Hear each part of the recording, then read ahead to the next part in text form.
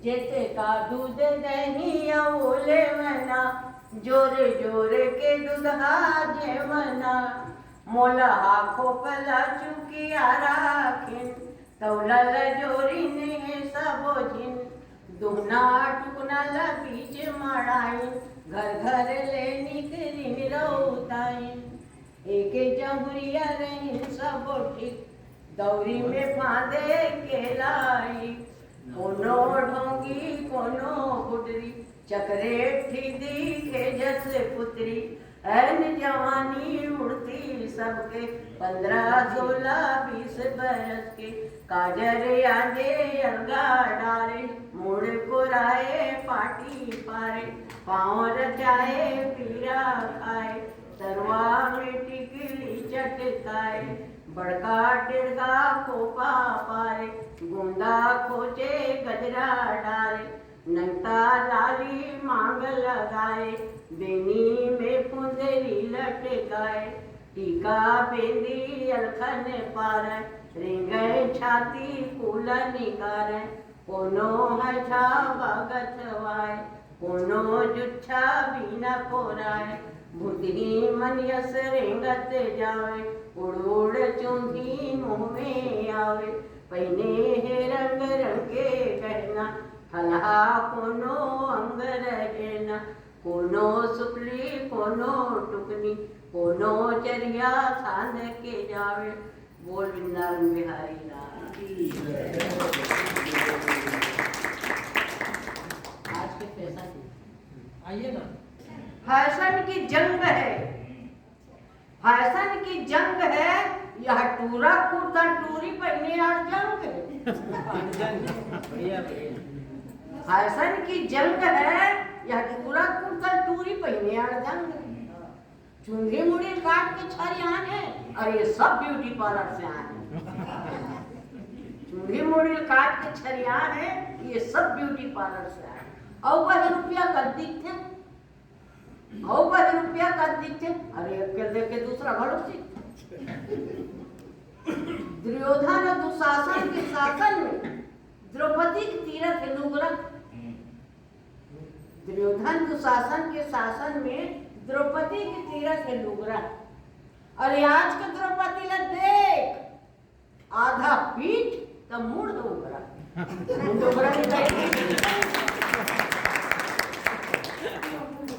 है ना अच्छा है तो आज के द्रौपदी ला दे आधा पीठ तो मुड़ डोगरा बिचारी शर्म के मारे सारी धड़े कटकटाए रंग मत दिखे के लिए आज के द्रौपदी फैशन से ही मटमटाए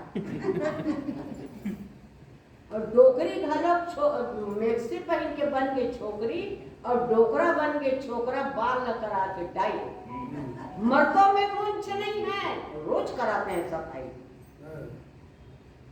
अरे मुंच ही तो मर्दों की शान है मुंच ही तो मर्दों की शान है ये तो छत्तीसगढ़ है यहाँ कहाँ यूरोप और जापान है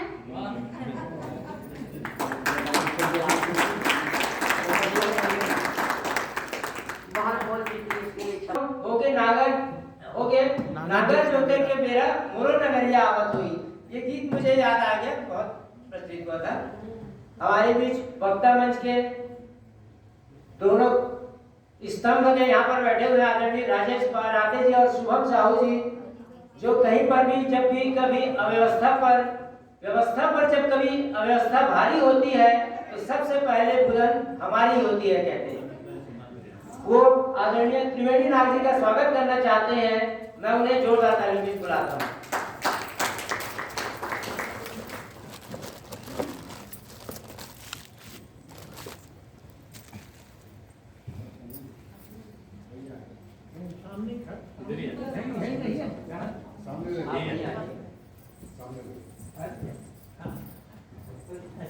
थोड़ा सा घुमा दे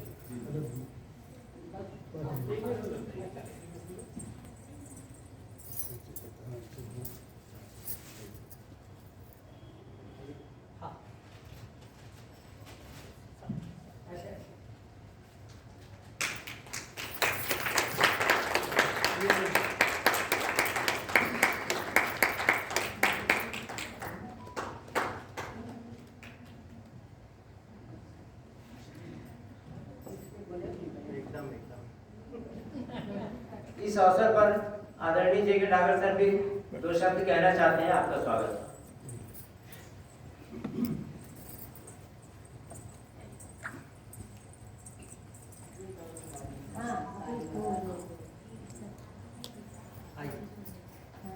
आदरणीय मंच और विद्वान हमारे सदन में उपस्थित सभी साहित्यकार और अन्य कलाकार भाइयों, मेरा नमस्कार। मैं माँ शारदा के चरणों में नमन करने के बाद एक बात आपसे कहना चाहूँगा कि शारदा पुत्र और शारदा पुत्री सब यहाँ विराजमान है। कोई किताबों में झलकता है, कोई कला में, और कई तो ऐसे होते हैं जिनके कंठ में ही माता का विराज उपस्थित रहती हैं। तो ऐसे ही हमारी ये बहन त्रिवेणी नाग जी हैं, जिनका हम सब ने आज सम्मान और स्वागत किया है। तो मुझे याद आ रहा है कि हमारे हरियाणा में एक पंडित लक्ष्मीचंद होते थे, करीब 50 वर्ष पहले वो गुजर गए। कम से कम 100 पौराणिक कहानियाँ, और हर पौराणिक कहानी में कम से कम 50 अपने फोकल सॉन्ग्स, रागनी जिनको बोलते हैं, और उनमें ज्ञान का वो भरपूर होता जो हम में से कईयों को नहीं पता। देवताओं के वो उस तरह के प्रकरण अपने गानों में डालते थे जो निश्चित आधुनिक के नाम पर सैकड़ों यूनिवर्सिटियों में शोध कार्य हो रहे, वो अनपढ़ थे, बिल्कुल पढ़े लिखे नहीं थे, एक अक्षर उनको लिखना नहीं आता था, लेकिन उन्होंने जो हजारों गीत लिखे फोकल और मतलब ग्रामीण भाषा में, हमारे हरियाणवी भाषा में। हमारे त्यागी जी बैठे हैं, शायद इन्होंने भी सुने होंगे। वेस्टर्न यूपी में वो बहुत ऊंचा उनका नाम है, और मैं फिर से कहूँगा कई यूनिवर्सिटी में उनके नाम पर रिसर्च हो रही है। ऐसी ही हमारी ये बहन त्रिवेणी नाग है, और हमारे गांव में कितने ही विद्वान और विदुषियाँ हैं जिनको हमें खोजना चाहिए और उनको आगे लाना चाहिए। और मैं भाई मोहन श्रीवास्तव का और हमारी बहन शोभा मोहन श्रीवास्तव का मैं हृदय से आभार व्यक्त करना चाहूँगा कि उन्होंने एक नई प्रकार की ये लॉ प्रचलित की है। इस दिशा में हमें आगे काम करना चाहिए। समझे, मेरा 2 लाइन कह के मैं अपना स्थान लूँगा। मेरे यही बात कहनी थी कि हैं ऐसे लोग जो दुनिया नहीं जानती, लेकिन उनमें ज्ञान भरा हुआ है कि ऐसा कुछ करो कि जमाना याद करता रह जाए, हर शय को चले जाना है एक मुकाम पर आने के बाद। ऐसा कुछ करो कि जमाना याद करता रह जाए, हर शय को चले जाना है एक मुकाम पर आने के बाद। कमियां याद आती हैं, हम तुम रूबरू हैं जब तक, अच्छाई याद आएंगी हमारे चले जाने के बाद। तो हमारे जमाना नहीं याद करेगा, हमें कुछ हमेशा करते रहना चाहिए। ऐसा मैं पुनः भाई मोहन का और शोभा जी का धन्यवाद करता हूँ, और मंच पर विराजित हमारे भाई क्या मैं नाम पूछ रहा था उनका, श्री हमारे हाँ सत्यप्रकाश, मेरे साथ कई 1-2 बार विदेशों में भी गए हैं ये सत्यप्रकाश, और इन्होंने जो ये पुस्तक को छापने का काम किया है, इनको भी मेरा बहुत बहुत साधुवाद और आभार, और सबको नमस्कार, धन्यवाद। आज के हमारे विशिष्ट अतिथि आदरणीय पद्मा दुबे जी आ गई हैं, उनको मंच पर मैं स्वागत करता हूँ। आइए जोरदार तालियों से उनको मंच तक बढ़ाइए। आज शोभा मोहन की छोटी बहन है, दुलारी बहन है, मैं बड़े लाड प्यार और दुलार के साथ उनको बुला रहा हूँ, और शोभा जी निवेदन है उनका स्वागत करें।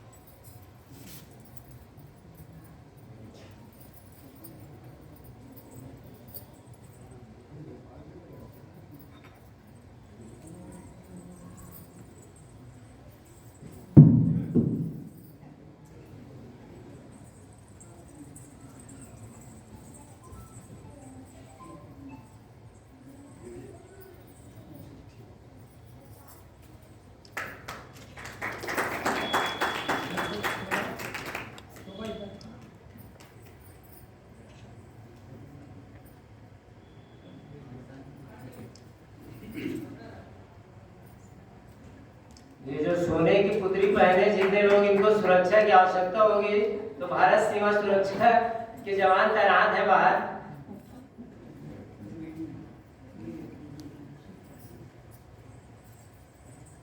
चलिए, आदरणीय त्रिवेणी नाथ जी को लेकर मैं एक सीन क्रिएट करता हूँ आपके सामने। देखिए, वो एक खुले मैदान में खड़ी है, हाथों में किताब लेकर अपनी। अचानक जो है आसमान में बादल घमघमाने लगते हैं, जैसे आज मौसम बदल गया अचानक, और बादलों के बीच से फिर चीरती हुई बिजलियां निकलती हैं, और वो बिजलियां आसमान में लिख देती हैं, बादल उठे रहते गरिया, और नीचे में त्रिवेणी नाग द्वारा।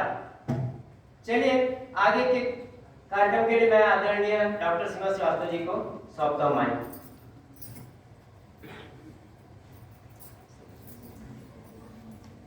इस बीच इस सभागार में हमारे आदरणीय पराते जी, शुभम जी, विश्वकर्मा जी और हमारे आदरणीय रावल सर जी, विठल भैया उपस्थित हुए हैं। मैं आप सबका हार्दिक अभिनंदन और स्वागत करती हूँ। हमारी विशिष्ट अतिथि भी उपस्थित हुए मंच पर, आपका भी हार्दिक स्वागत है। आइए हम इस क्रम को आगे बढ़ाते हैं। आज के कार्यक्रम की इस रूपरेखा में मैं आदरणीय त्रिवेणी नाथ जी हमारे बीच अभी बहुत ही धारा प्रवाह और ओजस्वी वाणी में, आप उनका बॉडी लैंग्वेज देखकर शायद पहले अनुमान नहीं लगा पाए होंगे कि उनकी वाणी कितनी प्रखर और कितनी मुखर है। हम उनको सुनकर, आज उनके इस अनुभव को देखकर बहुत प्रभावित हैं। मैं तो ये कहना चाहूँगी कि वास्तव में जो काव्य है वो हृदय की भाषा है, उसके लिए पढ़ना लिखना आना कोई जरूरी नहीं। कहते हैं ना कि आत्मा के सौंदर्य का शब्द रूप है काव्य, आत्मा के सौंदर्य का शब्द रूप है काव्य, और मानव होना भाग्य है, कवि होना सौभाग्य, कवि होना सौभाग्य। आइए आज के सुंदर कार्यक्रम में जिस पुस्तक के बारे में हम बहुत ही अभिभूत हैं, बादल उठे रहे थे करिया, और जिसका आपने टाइटल सॉन्ग अभी आदरणीय लेखिका के कवित्री के मुंह से आपने सुना है, कितना प्यारा, कितना मधुर है। इसी कृति पर चर्चा करने के लिए मैं आदरणीय सविता जी हमारे बीच उपस्थित हैं। पूरे आदर और सम्मान के साथ मैं उनको आमंत्रित करती हूँ कि आज की इस कृति पर और कृति कार्य पर भी अपने विचार प्रस्तुत करें। सविता जी।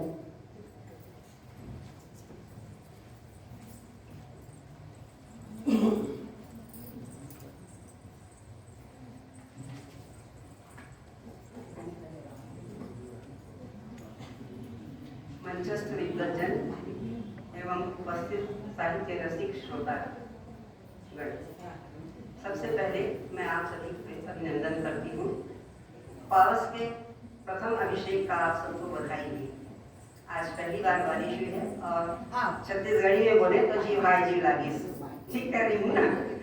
तो आज हिंदी साहित्य मंडल एवं राम राज्य काव्य धारा अकादमी के संयुक्त तत्वावधान में राजीव जो संगम नगरी है, उसकी बेटी त्रिवेणी नाग की काव्य संग्रह बादल उठे रहे थे गरिया का विमोचन होने जा रहा है, जिसमें हम सबका सौभाग्य है कि हम उपस्थित हैं। पुण्य नगरी राजीव को यह श्रेय जाता है कि उसने सुंदरलाल शर्मा जी से लेकर आज तक अनेक साहित्य रत्न प्रदान किए हैं। कभी कभी मुझे ऐसा लगता है कि कुछ तो बात है महानदी की धारा में या महानदी के पानी में, कि अपने तटवासियों पर में कवित्व का संचार करती है। राजीव, शिवरी नारायण, तिहावा, अन्य स्तर इसके गवाह हैं। मैं यह बात इसलिए भी कह रही हूँ अनुभव से। 60 साल पहले मेरी बड़ी बहन का विवाह ख्यातिनाम साहित्यकार मुकुटधर जी पांडे के परिवार में हुआ था। वह बताती थी कि वहाँ का बच्चा बच्चा कविता रचता है। उनके यहाँ साल में एक आयोजन होता था होली के पर्व पर, पारिवारिक था। पारिवारिक मंच पर वहाँ सबको अपनी अपनी रचनाएं पढ़नी आवश्यक जरूरी होता था। तो ये उनकी संस्कृति थी, सांस्कृतिक उनका प्रस्तुति थी। प्रस्तुति को लेकर के हम भूल न जाएं, इसलिए मैं कह रही हूँ कि त्रिवेणी जी की जो ओजस्वी, भावपूर्ण देशज शब्दों का उपयोग करते हुए जो प्रभावशाली प्रस्तुति रही है, उससे मैं नहीं समझती कि कोई भी उससे अभिभूत होने से बचा होगा। हमें फख्र है कि वह राजीव की बेटी है। मुझे इसलिए विशेष फख्र है कि मैं भी राजीव की बेटी हूँ।